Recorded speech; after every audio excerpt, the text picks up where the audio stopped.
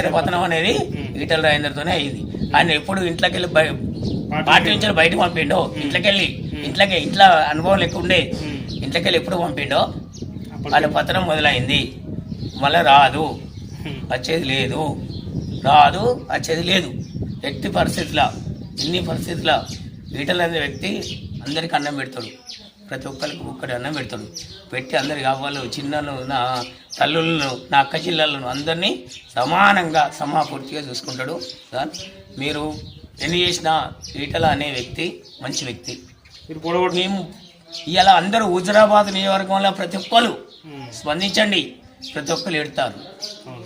మెరుగైన బంగారం కొని అట్టేవాడిని పట్టుకొచ్చి మేము మోసం చేసుకున్నామని ఏడుతుండ్రు. సార్ ఎప్పుడైనా ఈటల అంటే వ్యక్తి, ఈటల మంచి వ్యక్తి, ఈటల రూపే అది వేరు. కాబట్టి ఈటల రాజేందర్ అంటే